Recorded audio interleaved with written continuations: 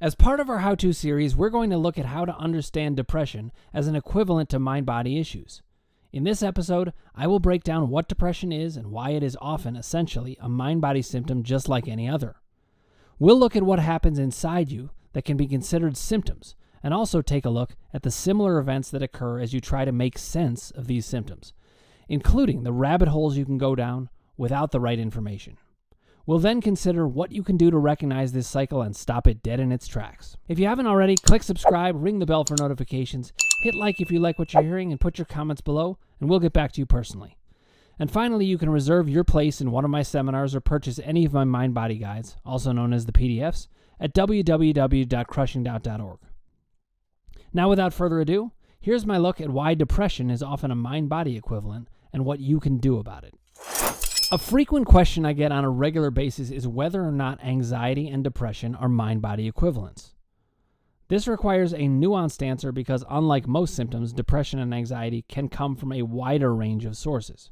But I will say this for sure: they are mind-body equivalents. Physical symptoms come from three sources: a blunt force physical trauma or wound, a major medical condition — always check with your doctor to rule this out when there is any reason for concern — or mind-body experience. In mind-body experience, we can further break things down in knowing that the cause of symptoms lies in one of the three columns as its primary thrust. The onset and uptick of symptoms falls in the emotions column, consistently acute pain and other symptoms lie within the doubt column, and plateaus and roadblocks in recovery fit with the power column. Today we will focus on depression, but a similar episode is coming soon on anxiety. When it comes to depression, there are also multiple sources, but I always like to simplify accurately what the different categories may be. So here goes. One of the sources of depression is catastrophic loss. This is an event in your external life that cannot be changed and tends to affect everyone in similar overall ways, even if the specific forms can be highly varied. Examples include the loss of a loved one, the onset of a major medical shift in your life, the loss of your home, etc. Depression can also come on without the loss being catastrophic. We can get into a real funk about aging and mortality, retirement, kids going off to college, the shift from not being a parent to being one, breakups, events that affect our self-esteem, and more. Some depressions are more biologically driven as well, as with postpartum depression or the genetic components to major depression. While these can be very powerful and may require a different solution — some people do find antidepressant medications to be useful, at least in the short term — it can be useful to consider a combination of biological and psychological sources, since it is often the case, even in these more biologically driven times, that psychology is playing a role. When you're depressed for whatever reason, life loses its flavor.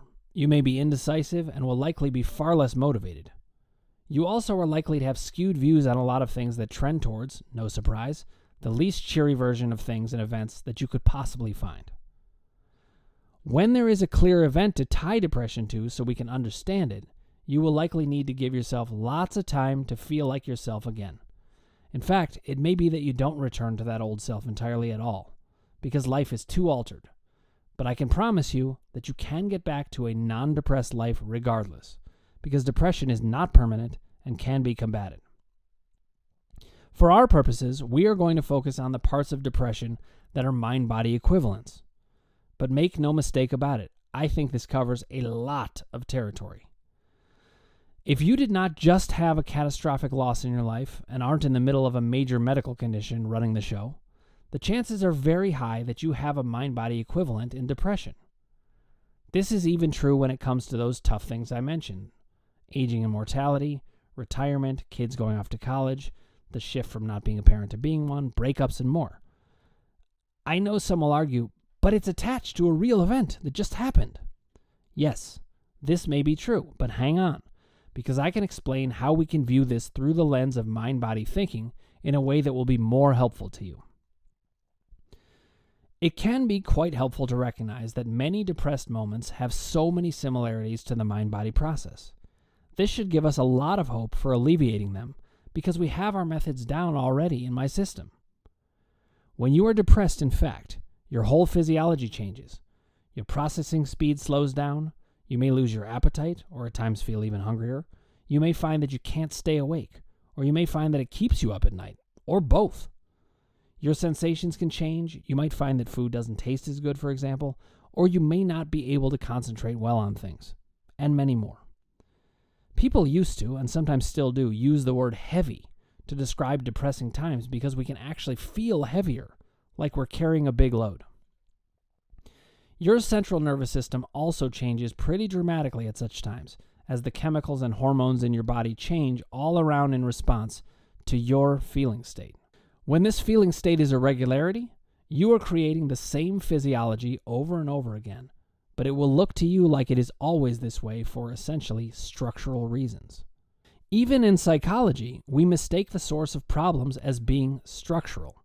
In other words, we jump straight to an assumption that we feel what we feel because of things that are always true. But very few things are always true, and even those that are don't tend to be the reasons we get depressed. Think about it. Some very basic structural, I'll put in quotes, facts are unchanging, but they do not feed our depression very often. For example, we are all going to die someday. This is a pretty depressing thought, and it is structural, meaning that it cannot be changed, and it is a certainty. It cannot be moved or altered in its basic structure. But this is not why we get depressed. In fact, we are well enough defended against this idea that we don't think about it most of the time, which is a good thing, or life would be hard to get through. We actually get the most depressed about the things we can change, but either don't want to change or don't believe we are capable of changing, even though we know it is possible. Now, here is where the mind-body connection comes in. Symptoms never come up around things that do not have a plausible reason. When you start to feel the symptoms of depression, you will start to look for the plausible reason for the feeling. And you won't have to search far, because there are thousands, if not millions, of reasons you might get depressed. Depression is, in fact, designed to attach itself to faulty ideas and explanations. It is exactly what depression does and how it makes its living. The overlap that depression has with mind-body symptoms comes in each of the columns. In the emotions column, some painful, unconscious emotional experience is getting covered over by the dominant experience of depression symptoms. Instead of being able to process what you really feel, you start to feel like you want to fall asleep, or you don't feel motivated to do anything, or are only seeing the negative side of everything. In the doubt column, depression causes you to doubt everything. Am I even worth anything? Are the things that I love or love to do even important? Is there any way out of this mess? In the power column, depression takes the subtle and insidious form of convincing us that we aren't very powerful anyways or don't even deserve to be. What started out as a symptom now becomes a weapon against our good, powerful feeling. And it is a very potent weapon as well, that becomes all the stronger by our conviction that it is permanent. In both the emotions and power column, the way to fight back is to remember our moment-to-moment nature, and that no matter how convincing the symptom tries to be, it is never permanent, nor is it about what we have convinced ourselves it is about. Depression functions exactly the same way as other symptoms in all three columns. The good news is this means it can be dealt with in the exact same manner. Not only is it doing all the same things as the other symptoms, distracting from the true emotions, increasing doubt at every turn, and diminishing power, but it can often be resolved through the same methods. One of the most important ways of recognizing depression as a mind-body equivalent is in seeing how it forms in the same way. In the doubt column, we find the most particular aspect of mind-body overlap, as our interpretation of the cause of the symptoms goes in search of a trigger to which attach. As soon as you have found a plausible trigger for the depression, you become convinced that that is the cause. Here are some examples. I would be happy if I had more money. That is why I'm depressed. Or I'd be happier if my marriage were happier. It's her fault. Or alternatively, it's my fault, so I can never be happy. Or I'll be happier when I leave this horrible job that causes me stress.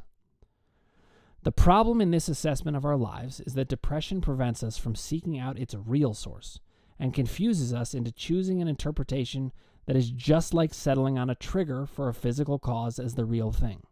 That mattress is the cause of my back pain, and that situation is the cause of my depression. Our job is to not fall for the ruse of the symptom. Depression can be incredibly powerful, and the ideas we come to within it can be incredibly convincing, but they are not true. Push back against the triggers to which we attribute depression, and we can now view depression as we should, not as a reality, but as a symptom. From this spot forward, the symptom of depression can now be dismantled, just like any other. We can now use each column against it and make gains. We can find the real emotional themes at play in a given moment, rather than seeing depression as permanent, consistent, or at the very least hard to move in a given moment. We can debunk any trigger-like thoughts so that we can look at the real culprit that leads to depression, our feelings about ourselves. In doing so, we shrink the doubt column, focus on the emotional themes at work, and most importantly, with respect to the solution, begin to view depressed feelings through a power column lens so there's something we can do about it. In this way, the core narrative becomes of great use against depression, because what it says is affirming, optimistic, bolstering, and loving to the self. There is nothing that combats depression like existing in the framework of who you really are, what you actually want and need, recognizing you deserve it, and deciding on a pathway on which to get it. By recognizing depression as a mind-body equivalent, you can counter it in the same ways you do any other symptom. So if anyone should be down, it is depression, because the system works against it as well. It's just another symptom in a disguised form, but it works just the same way. I really hope you enjoyed this episode on depression as a mind-body equivalent. If you haven't already, click subscribe, ring the bell for notifications, hit like if you like what you're hearing, and put your comments below, and we'll get back to you personally.